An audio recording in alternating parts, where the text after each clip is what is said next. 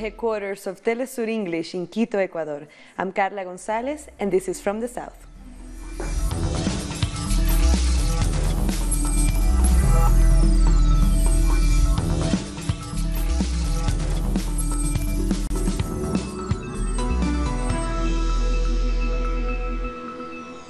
We start in Venezuela, where the opposition coalition has announced it will not take part in the coming presidential election.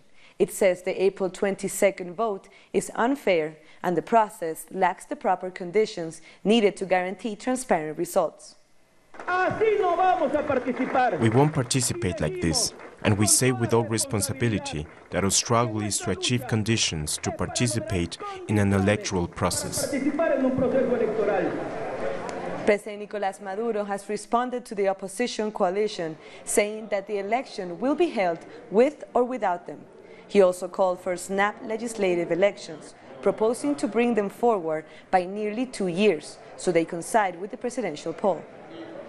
Venezuela needs a new national assembly, a new legislative power that represents the whole country, a national assembly that works. There will be elections in Venezuela. I'm calling to add the election for the National Assembly to the presidential elections to anticipate the parliamentary elections, as it's done in Europe and in many places of the world. In Argentina, central workers' unions, social organizations, and opposition parties are protesting against government reforms. They took to the streets of Buenos Aires to voice their discontent about job security and poverty. The city vibrates with the sound of drums. The mobilizations march to the center of the city of Buenos Aires. The workers are demanding bread, work, dignity, and to put an end to the economic measures that only harm people with less to begin with.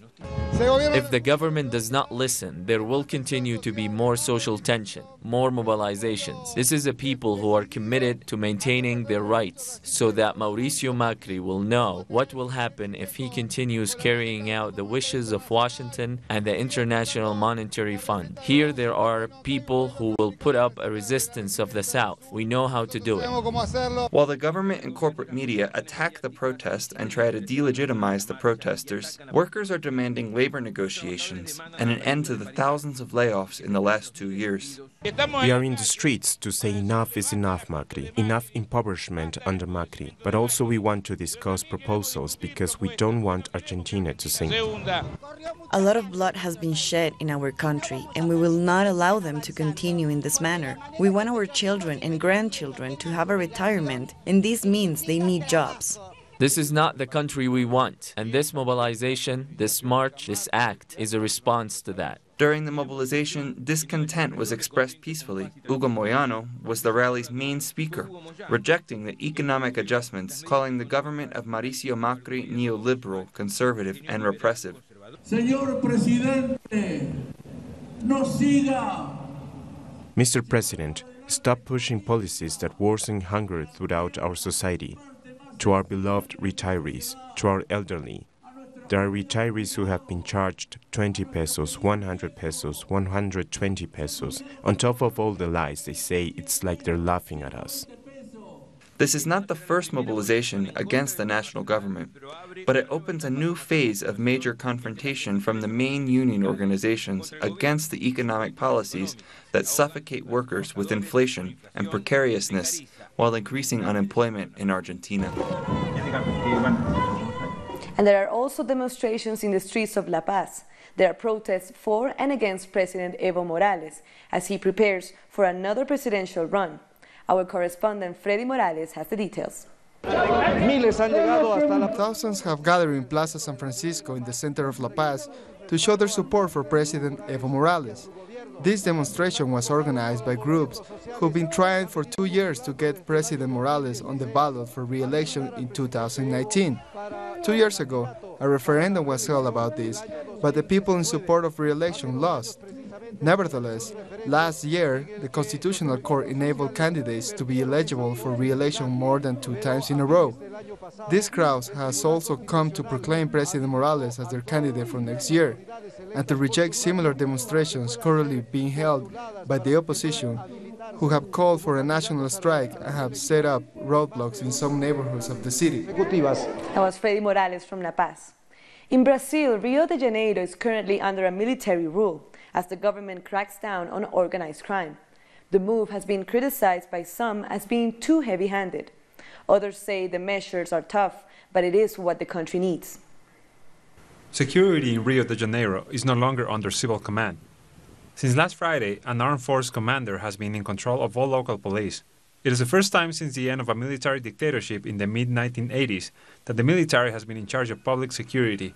On the streets, opinions are divided. I expect the situation will improve. We need it to. We need this security.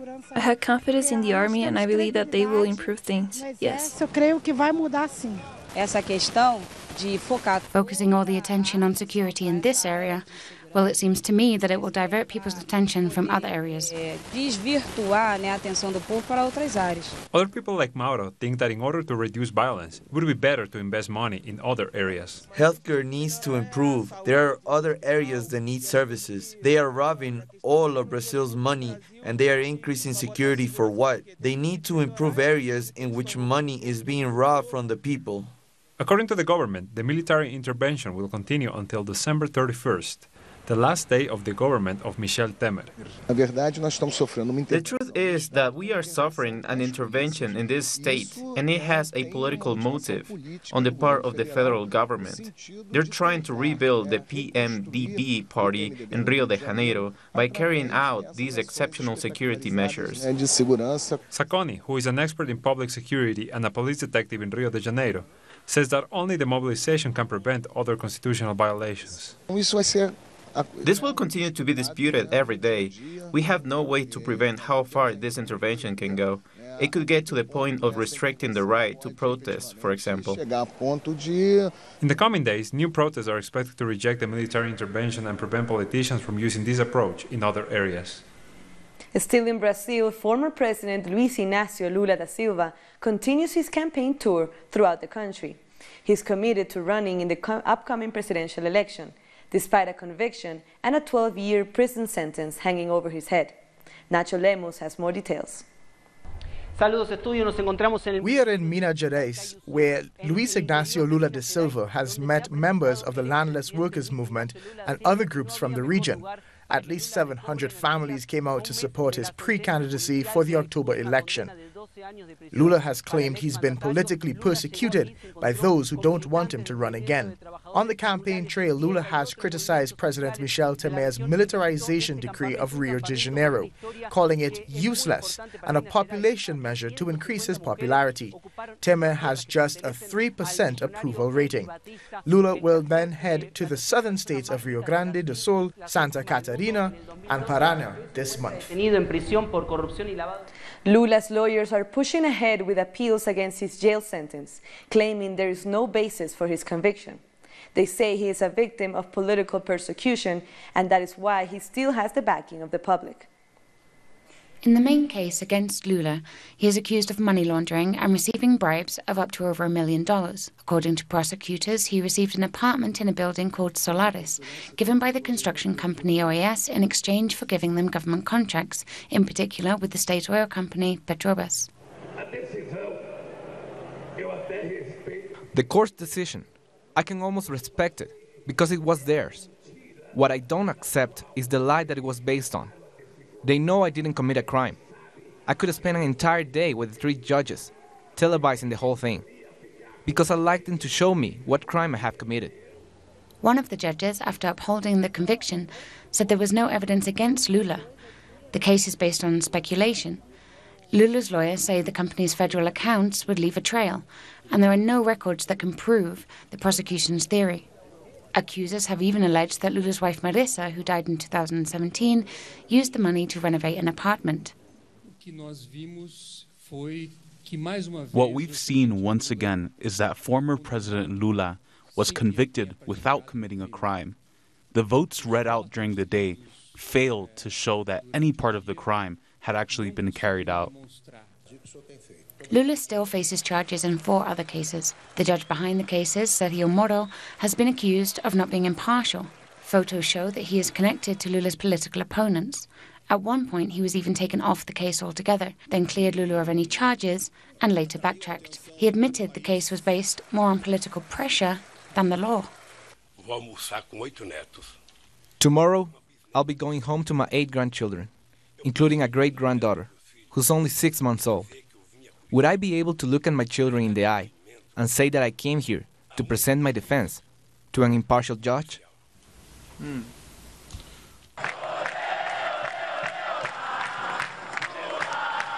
But Lula, despite all accusations, continues to lead in the polls for the presidential election in Brazil and is considered one of Brazil's most popular presidents after leaving office with a 90% approval rating. What I'm starting to realize is that everything they do is to try to prevent me from being a candidate. Not even to win, but just to be a candidate. But this provocation is so big that it's giving me a little itch.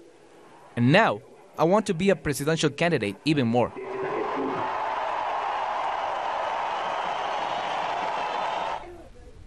Lula could appeal and seek an injunction from the Supreme Court, but if that's not approved, he could be barred from running for any public office.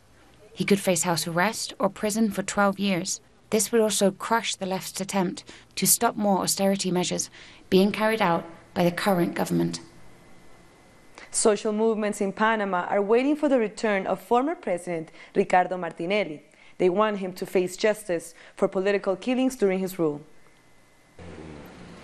After a judge in Miami ordered the extradition of former President Ricardo Martinelli, people in Panama are counting the days until he arrives. But still, some doubt justice will be served. There are all sorts of agreements and negotiations among the groups with economic power in Panama, and Martinelli's fate is being discussed. The Panamanian people have spoken clearly. Justice must be served. The corrupt must go to jail. None of the 15 charges lobbied against the former president make mention of accusations presented to the prosecutor's office about the assassination of protesters during his rule. Where are the accusations for those murdered and those injured while defending democracy, their patrimony? Ricardo Martinelli must pay for his crimes. Protesters were killed during protests against the sale of land in the Colón Free Zone and the construction of hydroelectric plants in the indigenous community of Ganebugle. There have been more than 15 people killed and 100 wounded. Another 100 were left blind after the shootings. We want to know why Panama's justice system only cares about what's being stolen, but not about the lives lost during the repression from Ricardo Martinelli. Last week, the court denied him release on bail, so he must remain in jail, while the North American justice systems decides if to extradite him or not. We'll take a short break now. Join us again after this look at what our multimedia colleagues are reporting.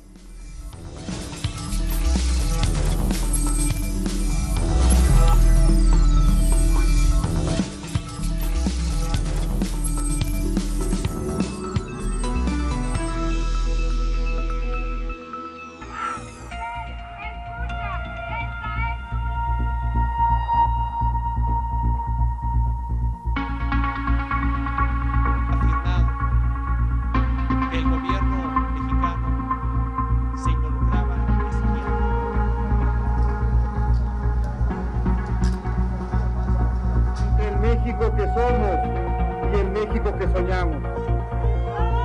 Un México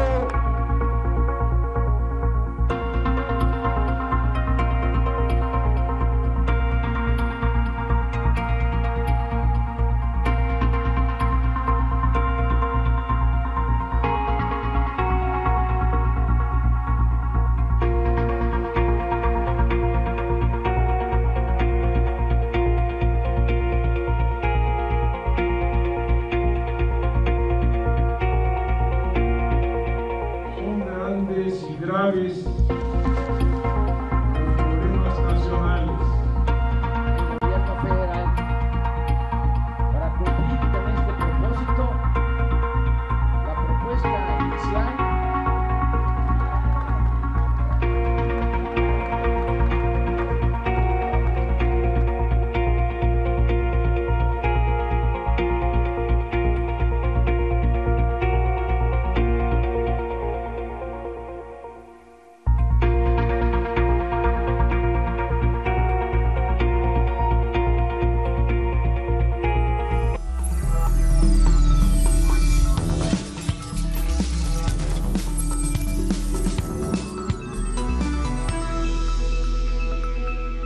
Welcome back.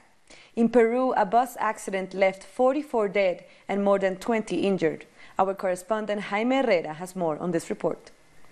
The accident happened in the Arequipa region, leaving 44 dead and more than 20 injured. The injured have been transferred to local hospitals. The accident occurred when a bus collided with a truck and fell off a cliff. This demonstrates the lack of control in the highways of Peru. The passenger register read there were only 45 passengers in the bus, but now more than 45 have been reported dead and more than 20 injured. In January, some 50 people died when a bus went off the coastal road north of Lima.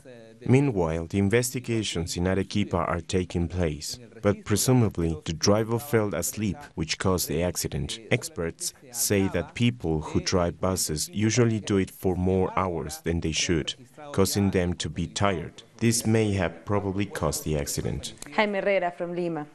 An oil spill in Peru's Amazon region is threatening the lives of indigenous communities in the Achuar territory.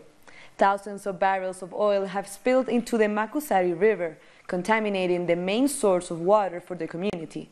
They are asking the government to declare a state of emergency. They are also demanding the company responsible provide food and water. The spill occurred when a pipeline nearby ruptured over the weekend. A ferry explosion in Mexico has injured at least 25 people. The incident occurred in the tourist district of Playa del Carmen, not far from Cancun. The explosion happened as passengers were about to leave the docked ferry. The injured were brought to the hospital with no life-threatening wounds. The blast was apparently caused by a mechanical failure.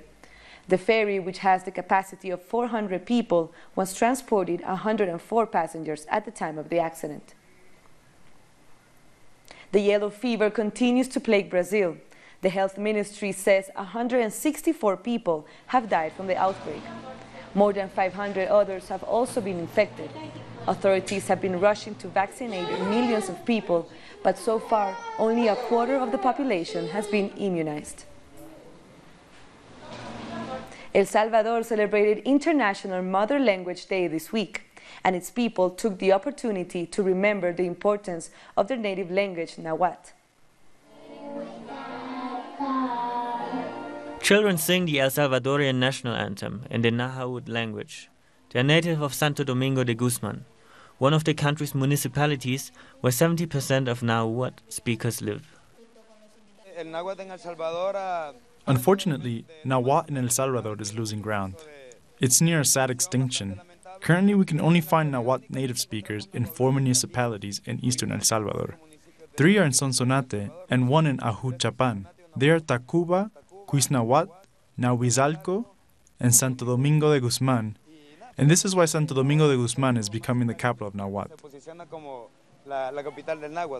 The Mesoamerican region has been influenced by the Nahuatl language. It came from Mexico until Nicaragua. According to anthropologists, the language was used to evangelize indigenous people. Santo Domingo celebrates 2 festivities: the International Mother Language Day and the National Nahuatl Language Day. It's a language that was transmitted through the migrations of Nahuatl groups that came from central Mexico and populated this territory between the 8th and 13th century. Dionisia Garcia explains to us in her language how she works with clay to make kitchen and decorative utensils. It's a tradition that she keeps along with her language. It contributes to maintain her ancestral culture. We work with the clay, but in Nahuatl we call it sugit. This clay maintains us because we survive from this, because it's what God gave us. Remember, we came from the mud. Hilario Garcia gathers words and sentences of the Nahuatl language in a 100-page notebook, with the purpose of giving it to the new generations. What I wish is that the kids learn, and not only here in Santo Domingo, but also all over the country. There are people from San Miguel that have asked me about this book.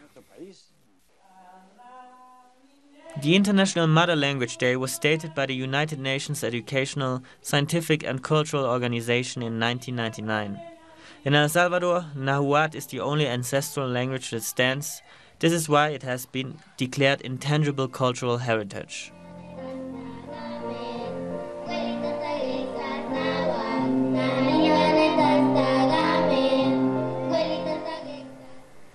It has been more than a week since the revelry of Carnival wrapped up, but the issues raised during the annual festival continues to stir controversy. In Trinidad, lawmakers are debating about the issue of consent. Carnival has been described as a euphoric experience. The freedom displayed with dancing and fancy costumes can read as exotic or sexy to foreign eyes, but is considered the norm in Trinidad. But perhaps that is changing because this year, local police reminded masqueraders and partiers that whining without consent can get you in trouble. Whining is a dance. The choreographer, Sonia Dumas, describes it as either a rotation, a gyration, or an oscillation of the pelvic region, usually done in rhythmic style to music in a festive or recreational environment. The carnival-themed conversation about consent was perfectly encapsulated by Mandisa Grandison, who has this to say about the challenges facing women who want to whine either with or without company at her choosing. These men propose to tell me that if, as a woman or any woman who also knew on Carnival, if she ever come out to whine with man, she is to stay home. Now, problematic at best, right? I was like, and I tried all kinds of logic, all kinds of reasoning, and these dudes were like, no, it's Carnival, that the culture had to come out and what man want to ting, and I was like, so you are saying that it's Carnival, and therefore my bottom for those 2 days becomes what, public property for public consumption? In recent years, Trinidad's Carnival has become the launching pad for a very Caribbean discussion of sexuality and gender relations. The answers have not been easy to come by, and the conversation is continuing. We'll take one last short break. Join us after a look at what our multimedia team is reporting.